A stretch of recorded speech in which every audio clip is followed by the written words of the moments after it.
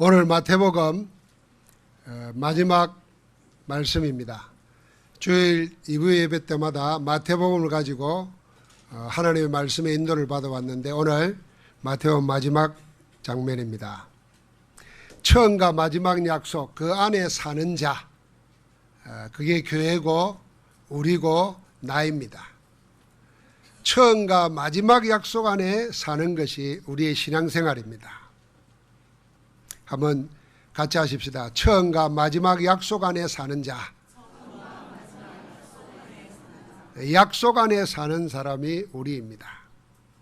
세상의 끝은 주님의 십자가의 죽음이었습니다. 그러나 하나님은 그 끝에서 시작하셨습니다. 사망의 권세를 이기시고 부활하심으로 복음의 역사가 새롭게 시작되었습니다. 주님은 부활 후 40일 동안 제자들과 함께 하시면서 하나님 나라의 일을 말씀하셨습니다. 언약에 집중하여 제자들을 다시 든든히 일으켜 세우셨습니다. 그리고는 마지막 미션과 약속을 주시고 성천하셨습니다.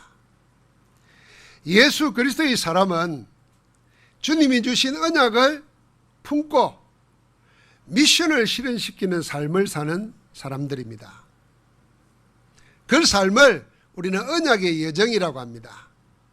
이 언약의 여정은 초대교회 그리스도의 제자들이 걸었던 그 길을 따라가는 것입니다.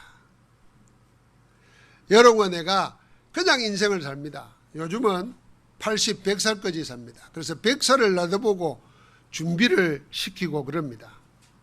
그러나 하나님의 언약 없이 사는 것은 그냥 나그네 인생입니다. 그러나 하나님의 말씀을 품고 언약 안에서 사는 사람들은 그 걸음 하나하나가 언약의 여정 속에 있습니다. 하나님이 성취시키시는 언약 속에 들어있는 것입니다. 그래서 그 하루도 그 어떤 일도 예사로운 것이 없이 하나님의 역사를 보게 됩니다. 초대교회 제자들은 138이라고 하는 그리스도와 하나님 나라와 성령 충만이라는 언약을 품었습니다. 그러면 그들이 주는 하나님이 주시는 비전을 붙잡았습니다. 그게 1장 14절입니다. 마음을 같이하여 오로지 기도에 힘썼다 그랬습니다. 이유를 알고 모인 것입니다. 그게 그들의 비전이었습니다. 그들의 꿈은 이 언약 안에서 하나님이 행하시는 것을 보고자 하는 것이 24시였습니다. 어쩌다가 생각하는 것이 아니라 늘 하나님의 말씀이 성취되는 그 역사 속에 자신을 두었습니다. 자신의 인생을 두었어요. 그게 24라 그 말입니다. 그러니까 하나님의 형상이 나타납니다. 하나님의 증거가 나타나는 거죠. 그게 이미지입니다. 25 영원입니다. 하나님의 역사는 영원한 것입니다. 이 축복을 237개 나라에 전파하는 겁니다. 하나님은 사도행전을 통해서 이 복음이 땅끝까지 전거되도록 함께 하시고 역사해 주신 것입니다. 그게 그들의 작품이었습니다. 인생 작품을 남긴 것입니다. 지금도 사고로 죽는 사람도 있고 원치 않는 질병으로 고통당하다 가는 사람이 있습니다. 그러나 하나님의 언약의 여정을 걸으면서 하나님이 남겨주신 작품을 남겨놓고 가는 하나님의 사람들도 있습니다. 여러분 신기하죠? 여러분 죽음을 얼마나 보셨습니까? 목사니까 죽음을 많이 봅니다. 저는 신학교 가기 전에 병원에서 근무할 때 병원에서 먹고 잤어요. 그래서 응급실에 온다든지 또 죽는 사람을 많이 봤습니다. 그런데 공통점이 있어요. 또 목회하면서도 제가 염도 치르고 장례도 치러봤어요. 첫 목회할 때 그 폐병으로 죽은 사람이 있었어요.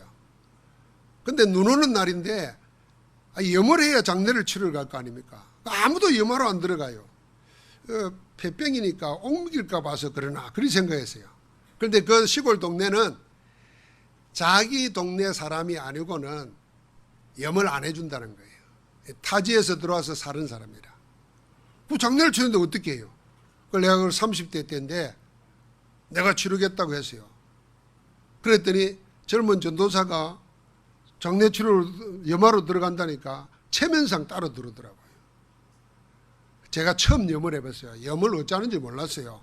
그 하는 분이 묻더라고요. 교회에서는 어떻게 묵습니까? 몇 번 묵습니까? 보통 7번 묵는가 봐요. 그걸 내가 3번 묵습니다 그랬어요. 3일째 3번. 그리고 그러는가 보다 하고 따라야 돼. 그래서 상리를 메고 치르고 다 그런 적이 있는데요. 이 공통점이 뭐냐면 안 믿고 죽은 사람, 구원받지 못한 사람들은 마지막 갈 때 굉장히 괴로워합니다. 공포에 뜹니다. 그러면서 하는 말이 있습니다. 저승사자, 그게 마귀거든요. 마귀가 자기 데려왔다는 거예요. 안 가려고 발부둥을 쳐요. 그리고 시신도 보면요 뻣뻣합니다. 그런데 소망을 가지고 오던 사람, 구원받은 사람들은요 올 때 얼굴이 천사가처럼 됩니다. 하나님이 날 데리러 왔다. 기쁨으로 합니다. 그리고 염을 해보면요 아주 부드러워요. 오늘부터 관심 가지고 한번 보시기 바랍니다. 공통점이에요 그게.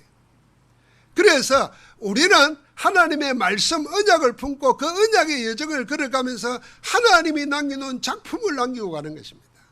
그 길 속에 여러분과 내가 들어와 있는 줄 믿습니다.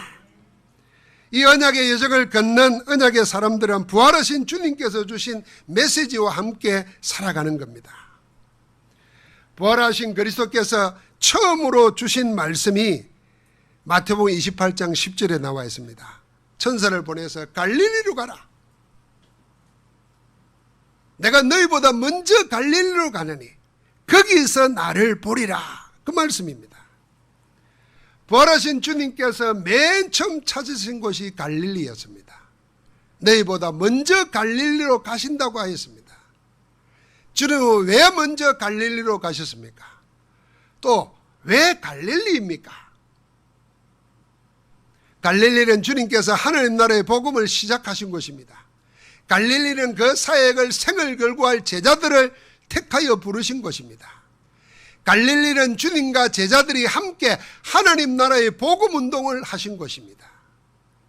그러나 주님이 체포당하고 십자가에서 처형당하자 제자들은 전부 옛날로 되돌아가 버렸습니다. 주님의 부르심을 받기 전의 상태보다도 더 못한 상태로 되돌아가고 말았습니다. 이제는 아무것도 할 수 없었습니다. 옛날로 되돌아가 고기를 잡아보지만은 그전처럼 되지를 않았습니다. 마음은 주님을 버렸다는 생각으로 무거운 죄책감에 눌려서 견딜 수가 없습니다. 이대로는 도저히 살 수가 없습니다. 그렇게 괴롭고 힘든 나날을 제자들은 보내고 있었습니다. 그런 그들에게 부활하신 주님은 그들을 갈릴리에서 만나자고 하신 것입니다. 주님의 부르심으로 내 인생이 바뀐 곳, 고기 잡는 어부에서 사람 낳는 어부로 변화된 곳, 그리스도의 빛 앞에서 사단의 근세가 꺾이고 죄와 저주에서 고통당하는 자들이 해방받고 치유받고 하나님의 사람으로 바뀌지는 복음운동의 역사가 일어난 곳, 그 현장에 그 역사로 주님이 다시 부르시는 것입니다. 주님은 배신의 각오로 하여 자괴감에 빠져 절망과 좌절의 나날을 보내는 제자들을 다시 일으켜 세우시려고 하신 것입니다.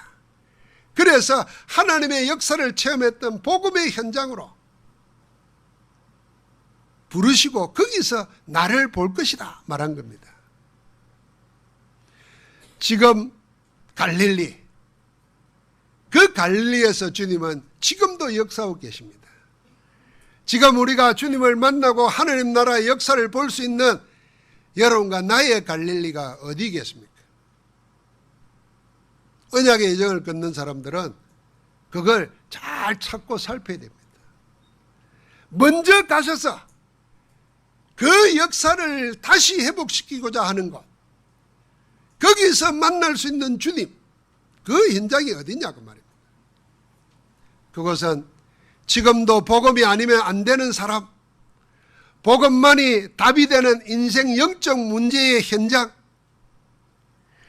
복음의 영광으로 치유되고 살아남을 수 있는 곳, 바로 그런 곳이 갈릴리, 오늘의 갈릴리입니다. 지금 외국에서 우리나라에 들어와 살고 있는 그런 분들, 그런 분들이 낳은 자녀들, 교회는 다니지만은 아직도 한 번도 복음을 듣지 못해서 예수 그리스도의 능력의 비밀을 알지 못해서 종교생활하는 분, 그게 갈릴리입니다. 이런 문제가 무엇 때문에 오는지, 이런 저주재앙이 왜 끊임없이 오는지, 나는 왜 이리 살아야 되는지 알지 못하고 있는 사람들, 그들이 있는 그곳이 오늘의 갈릴리입니다. 복음 아니면 안 되는 곳입니다. 복음이라야 되는 사람, 거기가 갈릴리 현장입니다. 그곳에 주님이 먼저 가 계십니다. 여러분과 나는 복음 가지고 가기만 하면 됩니다. 그곳에서 살아 계시면서 역사하시는 하나님의 증거를 보게 될 줄 믿습니다. 사랑하는 성도 여러분, 주님이 부활하셔서 처음 주신 메시지가 갈릴리로 가자는 겁니다. 우리 모두 갈릴리로 가기를 바랍니다.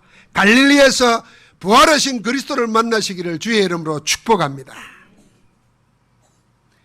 부활하신 주님의 말씀을 받은 제자들은 말씀을 따라 움직였습니다.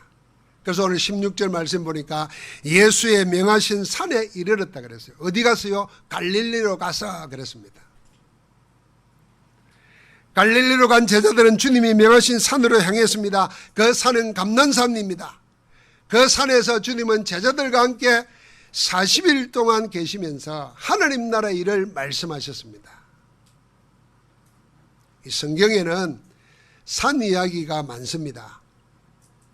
하늘의 하나님은 산에서 하나님의 사람을 부르시고 산에서 만나시고 산에서 말씀을 주셨습니다. 그래서 구약에는 그 산을 하나님의 산이라 그렇게 불렀습니다.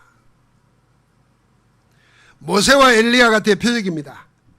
이 모세와 엘리야는 하나님의 산 호렙산에서 하나님을 뵙고 하나님의 말씀을 언약으로 받았습니다.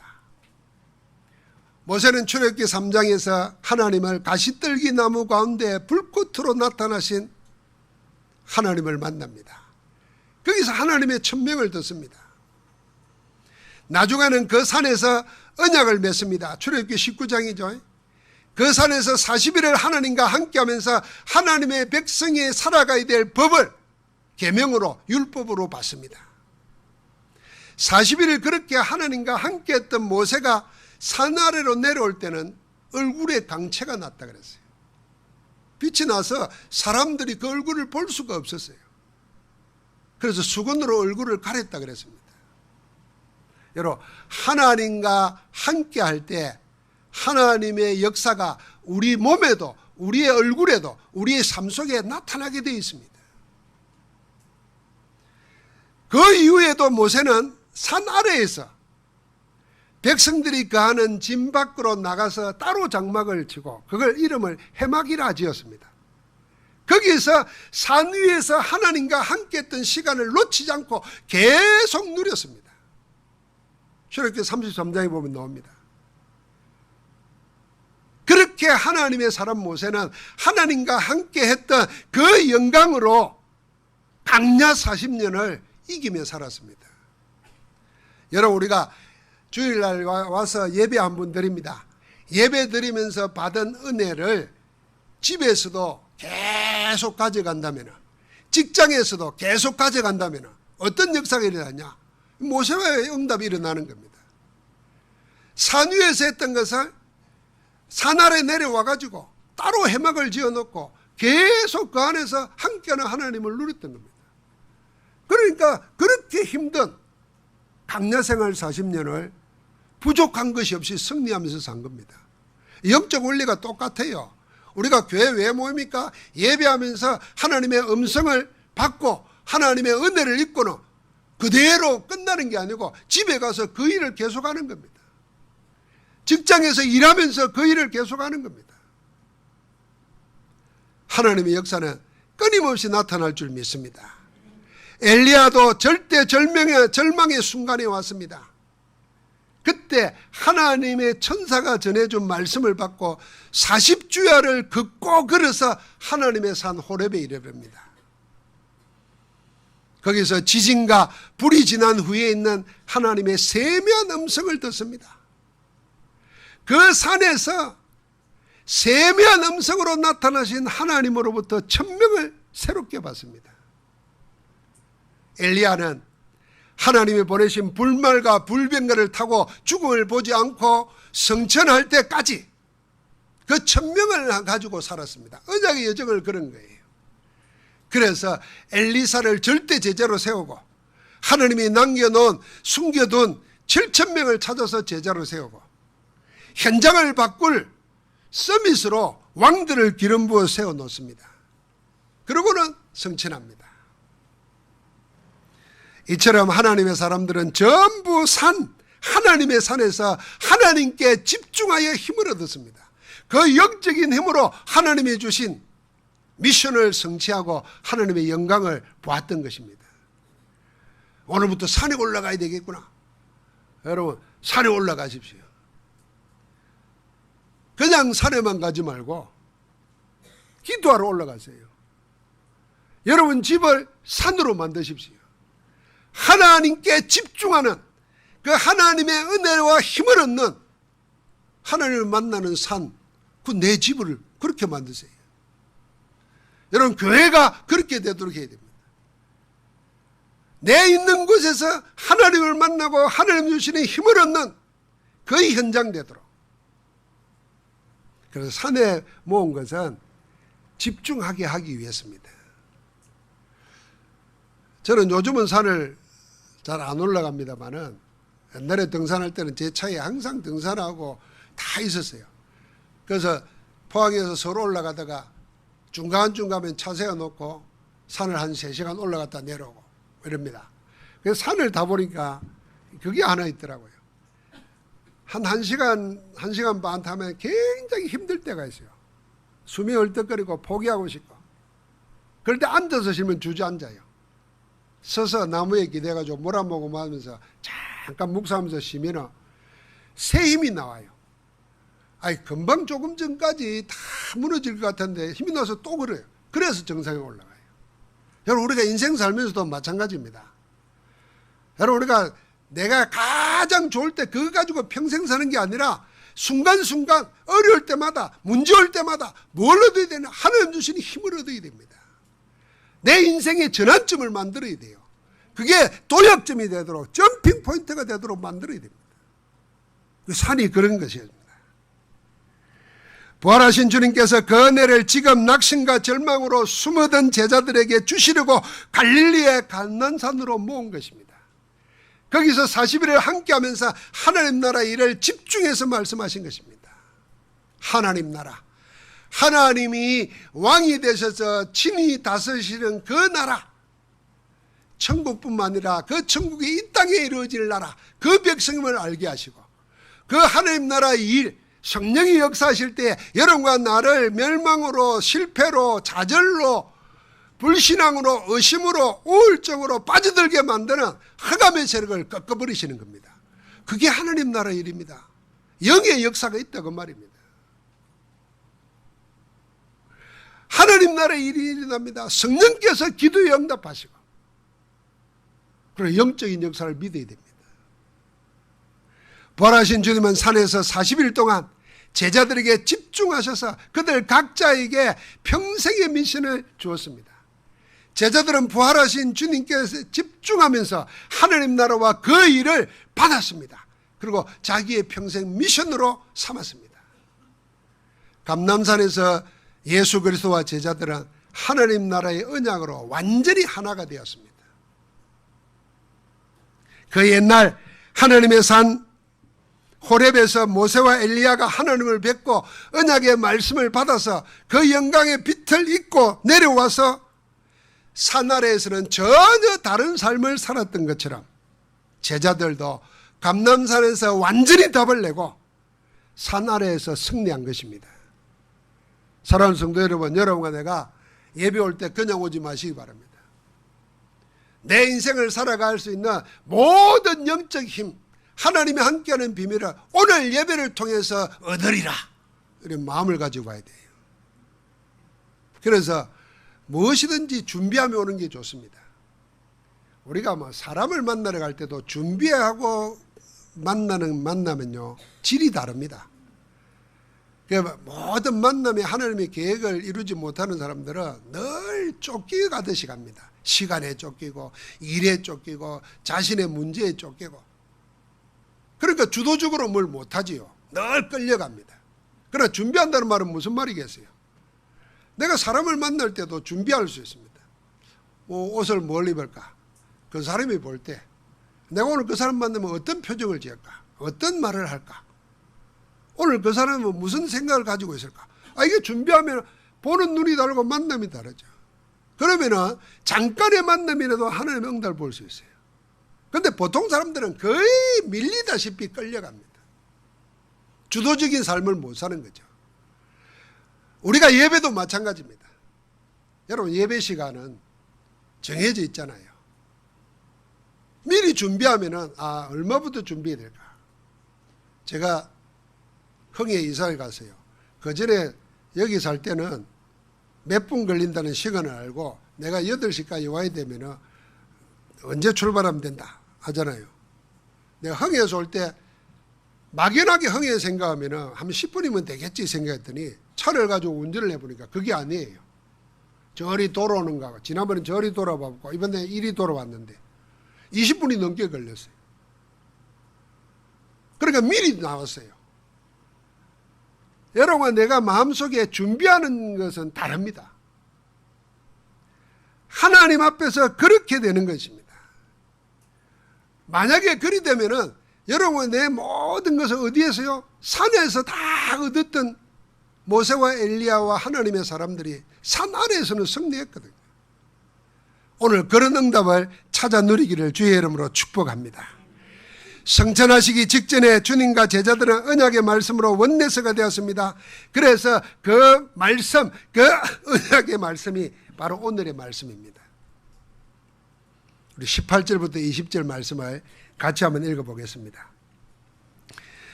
예수께서 나와 말씀하여 이르시되 하늘과 땅의 모든 근세를 내게 주셨으니 그러므로 너희는 가서 모든 민족을 제자로 삼아 아버지와 아들과 성령의 이름으로 세례를 베풀고 내가 너희에게 분부한 모든 것을 가르쳐 지키게 하라. 볼지어다 내가 세상 끝날까지 너희와 항상 함께 있으리라 하시니라. 아멘. 하늘과 땅의 근세를 가졌다 그랬습니다. 누가요? 주님이. 쉽게 말하면 하늘에 있는 것, 영적인 것과 땅에 있는 것, 세상적인 것, 그걸 마음대로 알 수 있는 근세를 주님이 가지고 계시는 겁니다. 그 주님이 우리를 보고 너희는 가서 그랬습니다. 가라는 겁니다. 여러분, 우리는 내가 누군가를 중요하게 생각합니다. 그래서 우리가 갈 때 늘 자기를 봅니다.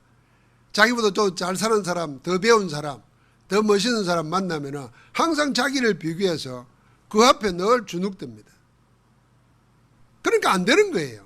일단 주눅들면 지는 거예요. 운동도요, 기가 끊기면 죽는 거예요.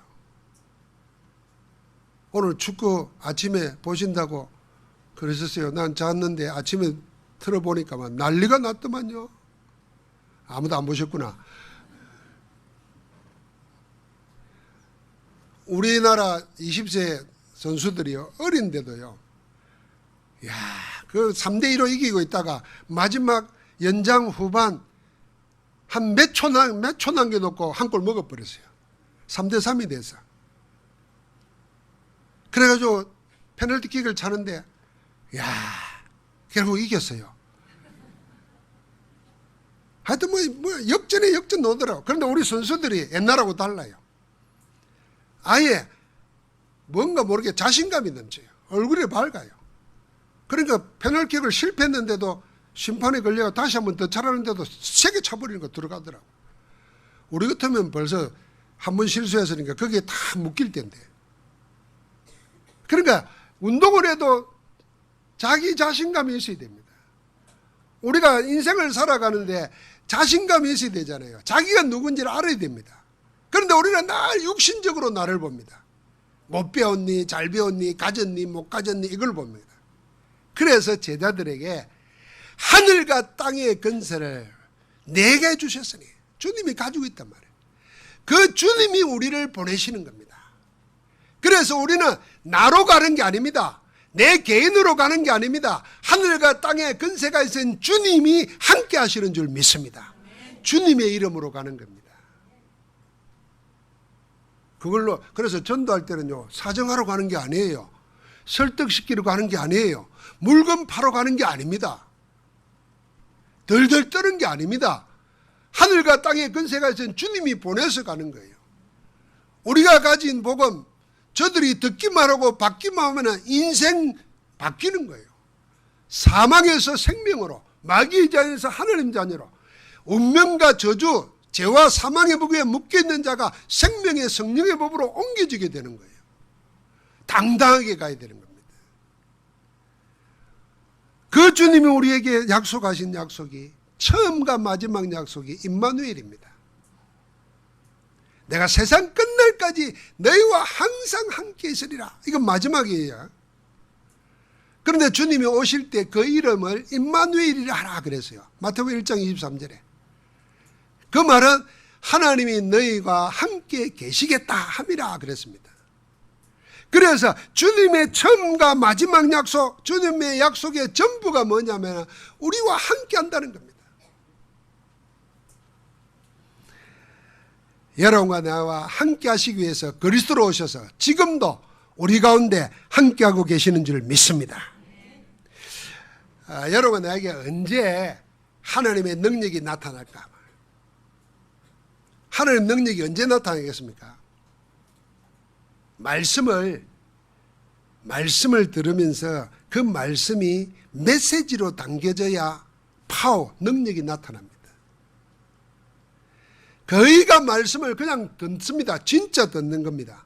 귀로만 들어요. 머리로만 생각해요. 마음에 안 담아요. 말씀을 메시지로 담아야 능력이 나타나는 겁니다.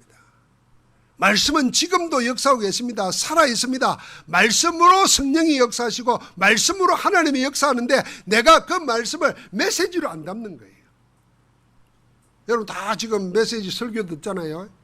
그냥 듣는 거하고 그걸 말씀으로 탁 담는 거하고 다르다니까요.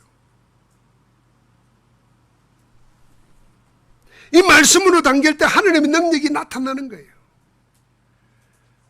자, 마음에 말씀을 메시지로 탁 담으면 내 생각이 거기에 맞춰집니다. 그게 나중에는 뇌에 담깁니다. 나중에 영혼에 새겨집니다. 하나님의 말씀이 그렇게 되면 어떤 힘이 생기겠습니까? 여러분, 무엇에 중독되는 사람들도요, 머리에 담긴 게 아닙니다. 처음부터 마음을 타고 들어옵니다. 그래서 과학자들이 실험을 해봐서요, 심리과학으로 설명을 해보고 여러 가지 뇌과학으로 설명을 해봤는데 사람의 머리하고 가슴, 심장하고 싸우면 어느 쪽이 이길까? 이렇게 해보니까 다 머리가 이긴다고 생각합니다. 머리로 생각하고 생각하는데 아닙니다. 심장, 마음이 이깁니다. 그래서 우리가 머리대로 가는 게 아니에요. 내 머리는 예배도 잘하고 싶고 기도도 하고 싶고 진짜 믿음으로 살고 싶은데 마음이 안 되는 거라. 그래서 중독되는 사람들은요, 마음을 뺏겨버린 거예요. 마음을. 그 마음을 뺏기니까 생각이 그래가요. 나중에 그게 뇌에 박히는 거예요. 그게 영혼에 새겨지면 못 끊는 겁니다. 그래서 무릇 지킬 만한 것보다 내 마음을 지키라 그랬어요. 우리의 마음을 뭘로 지키겠습니까? 그게 말씀입니다. 말씀은 어떻게 해요? 메시지로 담아야 됩니다. 그 말씀이 내 뇌에 내 각인 뿌리 체질에 되면 그때부터 나와 상관없이 하나님의 능력이 내게 나타나고 하나님의 변화가 일어날 줄 믿습니다. 여러분, 구원받은 우리는 세상이나 세상의 것을 마음에 담지 마시기 바랍니다. 사람이나 사람의 말 마음에 담지 마시기 바랍니다. 그럴 수 있다. 그럴 것도 하다 하고 이해하고 넘어가야지. 그걸 마음에 탁 담아 놓으면 전부 다 상처가 됩니다. 나중에요, 그게 내 발목을 붙잡아요. 우리 마음에 뭘 담아야 되냐? 살아있는 하나님의 말씀을 메시지로 담아야 되는 겁니다. 주님은 처음과 마지막 주신 언약의 말씀을 우리에게 메시지를 주신 겁니다. 볼지어다 내가 세상 끝날까지 너희와 항상 함께 있으리라. 주님이 원래 임마누엘이었습니다. 그래서 예수 그리스도 영접한 사람 속에서는 하나님이 영으로 함께 하십니다. 언제까지? 오늘 그래서 세상 끝날까지. 어떻게? 항상 주일날만 교회에 있을 때만 주님 부를 때만 아니에요. 항상 24시 영원 함께 하십니다. 할렐루야. 심지어는 여러분과 내가 주님을 잊어버려도 주님은 우리를 잊지 않고 함께 하십니다. 하나님의 영원한 약속, 변치 않는 약속, 반드시 성취되는 약속이 임마누엘입니다. 우리는 임마누엘이라는 하나님의 처음과 마지막 약속을 가지고 사는 사람들입니다. 세상 끝날까지 항상 함께 하겠다는 그 하나님의 약속 안에서 사는 자가 하나님의 자녀들입니다. 우리 모두는 임마누엘 안에 있는 자들입니다. 그 임마누엘 안에 있는 자들의 모임이 교회입니다. 하나님의 약속을 가지고 현장 살리는 그것이 전도고 그게 교회입니다. 그 안에서 우리가 응답 누릴 하나님의 나라가 바로 세계복음화입니다. 그래서 너희는 가서 모든 민족으로 제자를 삼고, 세계복음화의 길입니다. 제자 삼는 겁니다. 여러분, 내가 나 이제 예수 믿는다, 나는 예배드린다, 하나님 자녀다, 나는 천국 간다, 이 생각에 멈추지 말고 제자 삼으라 그랬습니다. 제자 되어야 됩니다. 신자와 제자는 다른 겁니다. 아이고, 내가 신자에서 제자 되면 어떻게 해야 될까? 여러분, 그걸 안 가르쳐줘도 여러분 감 올 겁니다. 지금 나는 지금 예배는 드리고 구원은 받았고 하나님의 자녀인데 난 아직 제자가 안 됐구나, 이런 생각 말 안 해도 들죠. 제자가 이래서는 안 되지.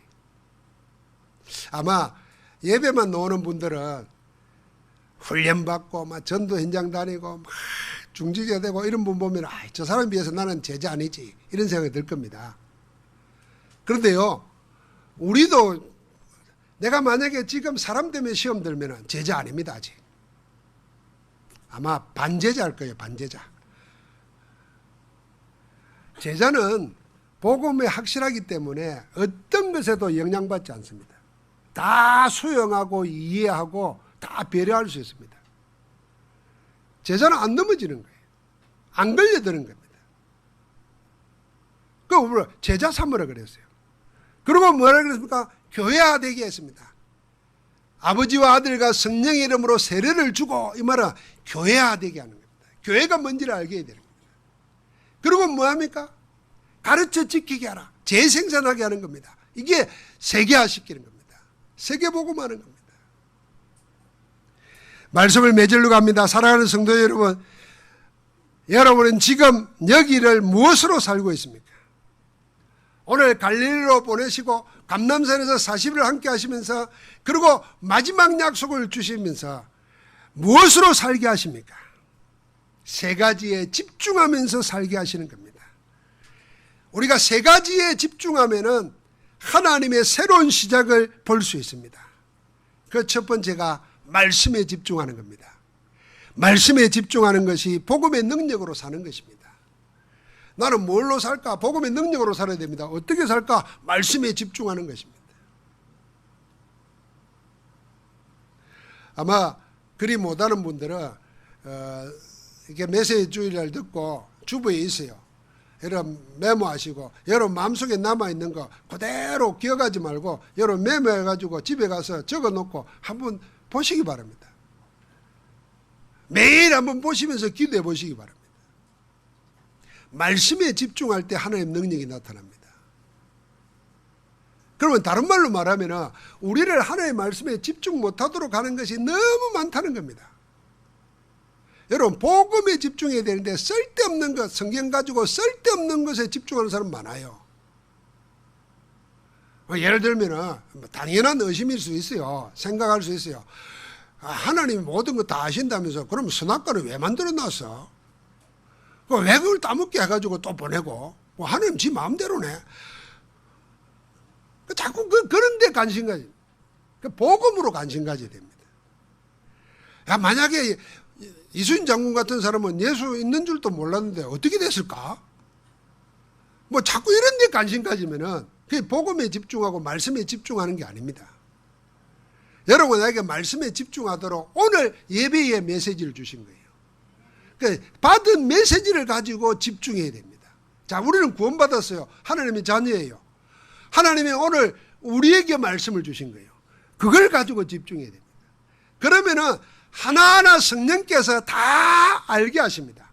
여러분이 궁금한 거 영적 지식 하나님이 다 알게 하십니다. 성령으로 알아야 그게 내 것이 됩니다. 만약에 지식으로 알면은 금방 이해가 돼도 내 것이 안 됩니다. 나중에 또 계속 되풀이 됩니다. 두 번째는 기도에 집중하는 것이 하나님의 주시는 응답으로 사는 것입니다. 우리가 하나님이 주시는 응답 가져가지고 그 복을 가지고 살아야 되잖아요. 그게 기도에 집중하는 겁니다. 여러분, 기도에 집중하면 마음과 생각이 바뀝니다. 기도에 집중하면 마음과 생각이 바뀌게 되고 그게 진정한 마음 치유입니다. 상처는 다 사라지고 전부 다 축복이 됩니다. 감사가 일어납니다. 감사가 나올 때 내 하는 일은 실수를 해도 복이 됩니다. 내가 절망 속에, 절대 절망 속에 빠져도 하나님은 거기에 축복으로 바꿔주십니다.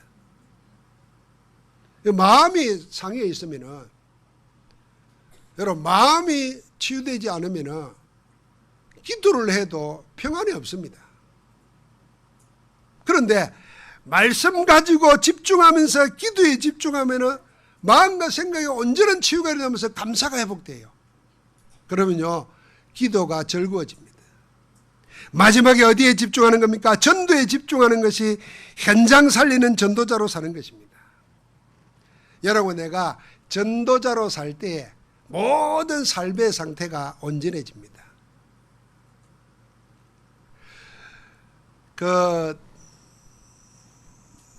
유 목사님이나 정은조 목사님이나 이렇게 만나서 이렇게 이야기하다 보면요, 늘 감사해요. 뭐 감사하는 게 뭐냐면은, 야, 우리 나이에 병은 한번 입원 안 해보고 산 거, 이거 하나님의 은혜다는 거예요. 그래서 정 목사님이 이러십니다. 이번에 홍콩 가서 오면서 내가 집회 마치고 숙소로 들어오는데 그 짧은 시간에 이 생각이 나더라는 거예요. 내가 만약에 유 목사님보다 어린 나이에 태어났다.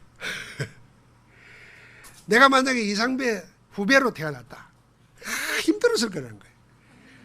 근데 적당하게 나이 많게 태어나고 전도자 만나고 다니니까 모든 게 감사하다는 거예요. 그래서 내가 옆에 그랬지. 맞아요. 내 후배로 태어나서 반 죽였을 거예요. 내가 그랬더니. 그것도 복이라는 거예요. 6.25 전쟁 어릴 때 겪어가지고 그거 잘 모르고 힘들게 살았지만은 그 상계 알고 보니까 전부 다 복이 되고 말이에요. 보고 말고 나니까 나이가 지금 80이 가까이 오는데도 지금 뭐 병원 입원해주고 없고 이런 이야기를 하더라고요.